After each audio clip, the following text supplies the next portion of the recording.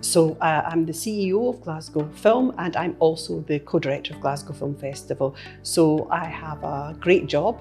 It has taken me a while to get here because, as you can probably see from the grey hair, I am an older lady, as they say now. But I'm really passionate about bringing great films to audiences. It's really important that we give our audiences across Scotland, and especially in Glasgow and from international for the festival, a great range of films so that they can love, enjoy and discover.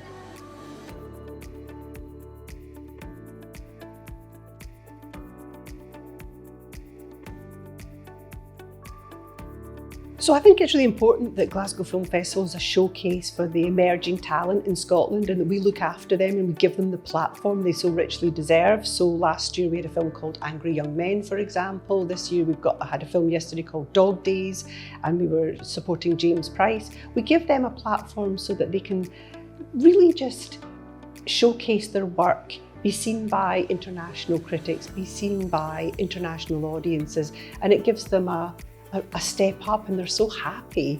And our job is to make sure that we are helping Screen Scotland, our national agency, get lots of great stories told by a variety of different people. We need stories from many different backgrounds.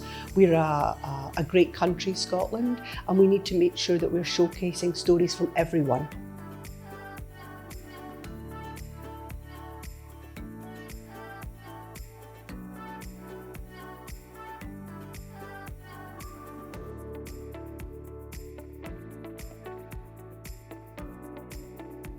So, Alan, my co-director, it says this year, so that's quite sad. So I'm looking to see how that will change going forward. But essentially, I think the message has always been the same. It's called Cinema for All. We really want to make sure that there's something for everyone. So for example, we have experimental documentaries on one hand, and artist work. And then on the other hand, we have Fright Fest and horror movies. And in between that, there is literally something for everyone. And that's what we really want you to find. The theme, I would say, throughout the years is supporting emerging filmmakers. So our audience award is not for the big galas. Our audience award is only for first and second time directors, so that we let our audience see these emerging talents, vote for the film, and then give those people a platform so that they're perhaps bought by a UK distributor, so that other people across the UK can see the film. And this year we took 2 films from our programme, How to Blow Up a Pipeline and also The Five Devils, and they're showing at our 16 partner venues across the UK. So really those emerging filmmakers are the ones we're trying to help.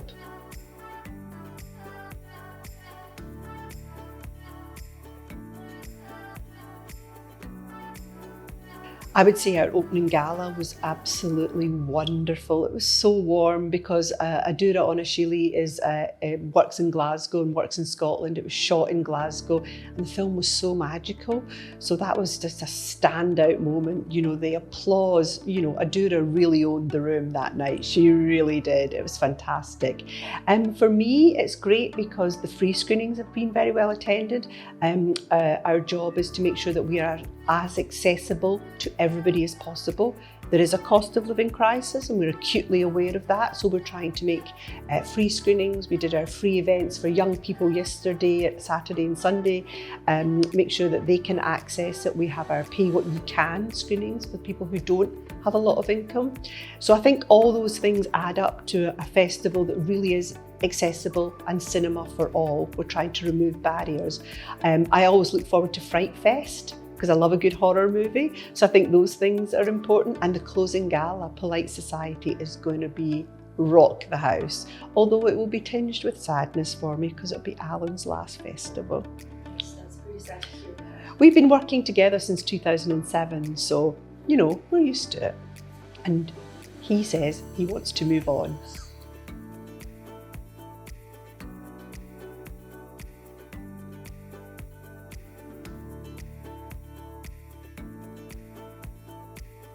So we don't look for any particular genres. As I mentioned, it's a broad church. So we have a submission process through Film Freeway.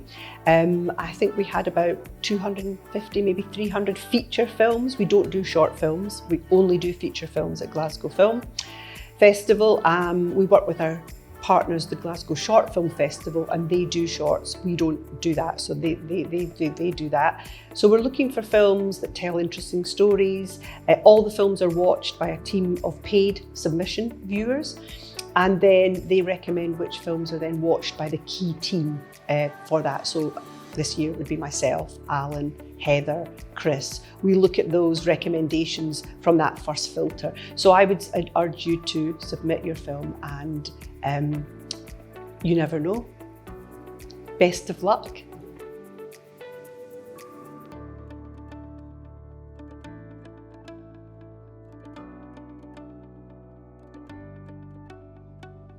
So I'd like to say to all our audiences who have supported us over the years, a big, big thank you, because there's no point in doing it if there's no audiences watching it. And it's a great opportunity and privilege, I think, to be standing in front, for me, to be standing in front of those audiences and allowing them to watch the great work from filmmakers. So I'm really delighted about our audiences. If you haven't been to Glasgow before, why not? We'll set the dates for next year. We'll be online soon. Book and come. It's a very friendly film festival. It's one of the friendliest film festivals, I think, in the world. It's big enough to be great and challenging, but it's small enough to be friendly and see lots of people. And it's just such a delight to have everybody come up and tell me how much they love the films. And everybody next year will be coming up to say, oh, I really miss Alan. So it is what it is. But I would urge you to come, sit back, relax and enjoy.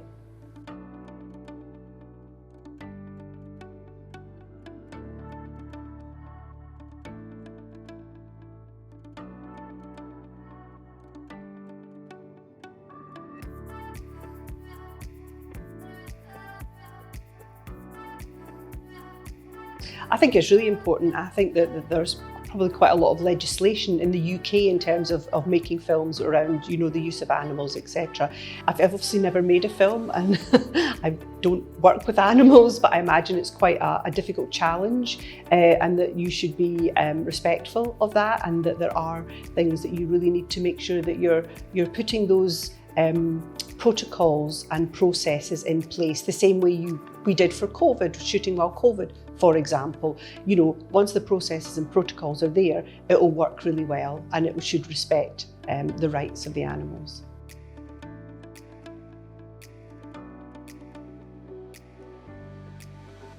I think that's a tough one. I think because, you know, filmmaking is quite an elaborative, collaborative, difficult process.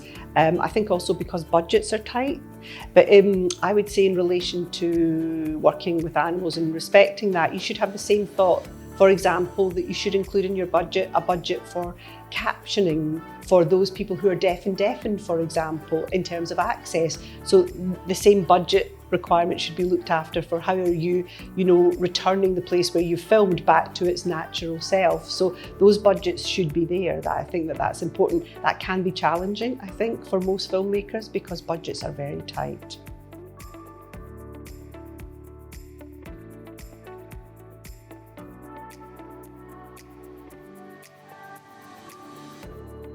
I think it depends really on the story, you know, because if you're particularly writing a story that involves animals, I would imagine that you would have to have an understanding and do your research really well, because otherwise the story won't feel authentic. So I think that, you know, it really depends on your storytelling and your style. And, you know, be honest, because not everybody knows everything. You know, so you need to sit down and say, okay, what are we going to do if this happens? And what might we do if that happens? And what might, you know, and then you can have those discussions before the situations arise that will make people more prepared and more empathetic and alert to those types of situations.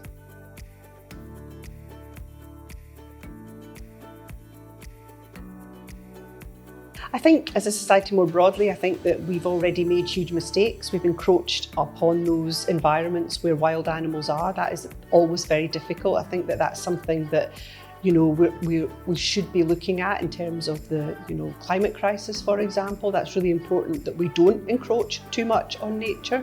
I think that we need to be respectful of places, but we have to also be aware that, you know, there are a lot of human beings in the world, and, you know, how do we make sure that we're looking after human beings across the whole of the world in terms of food, stability, no wars.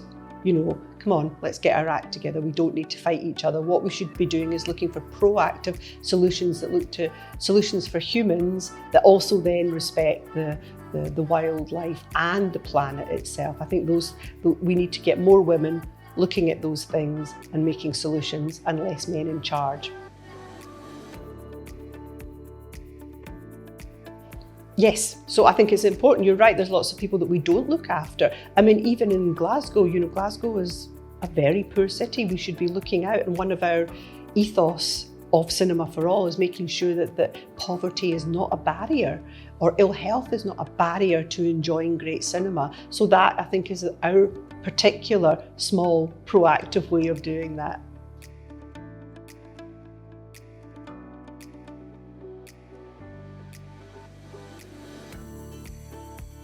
I was delighted to see many more people come to Glasgow Film Festival. It's a great place. Like I said, it's friendly. Everybody talks to you. It's great. Hopefully you make good friends. I think as a festival of international standing and the second largest film festival in the UK, we are approachable, so people can come up and talk to myself and Alan. We're not ferried around in cars and kept in VIP pens. That's not how we roll at Glasgow Film Festival. And I do wish you very good luck, because I know you've worked very hard with your festival, and I hope people treat it with the respect and come along and support you as well.